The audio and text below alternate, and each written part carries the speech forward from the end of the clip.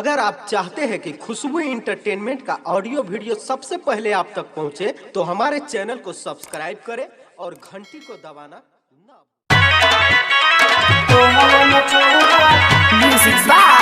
Papu Raja.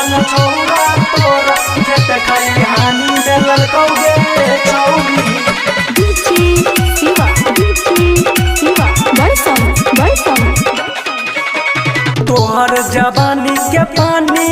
बोल के झारल कौगे छौरी के झारल कौगे छौरी कोहवन छौरा तोरा खेत खलिहानी में ललकौगे छौरी कोहवन छौरा तोरा खेत खलिहानी में ललकौगे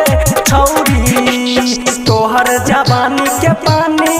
बोल के झारल कौगे छौरी के झारल कौगे छौरी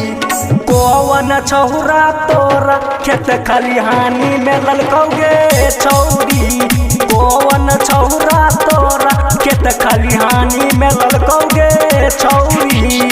कोवन छौरा तोरा खेत खलिहानी में ललकौगे छौरी कोवन छौरा तोरा खेत खलिहानी में ललकौगे छौरी गाइल रहे नचेसर में तोरा के बोलल कौगे छौरी तोरा के बोलल कौगे छौरी कोवन छौरा तोरा हे गई नंबर दिल कौगे छौरी कोवन छौरा तोरा हे गई फाउना केल कौगे छौरी कोवन छौरा हे गई तोरा ओरी कोना में ललकौगे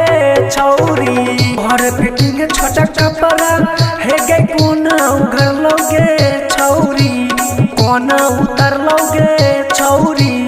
कोवन छौरा तोरा खेत खलिहानी में ललकौगे छौरी कोवन छौरा तोरा खेत खलिहानी में ललकौगे छौरी कोवन छौरा तोरा खेत खलिहानी में ललकौगे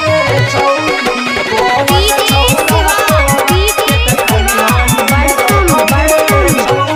विकास महाराज तोरा सहरसा बोलल कौगे छौरी खगड़िया बोलल कौगे छौरी राइटर जीतन परगास तोरा कनखी मारल कौगे छौरी बबीत चौधारी के गई गाना सुनल कौगे छौरी बबीत चौधारी के गई गाना सुनल कौगे छौरी गाना बजल कौगे छौरी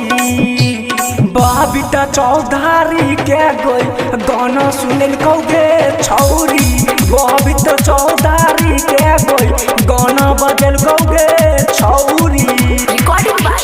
Dharraj Studio, Balwahar.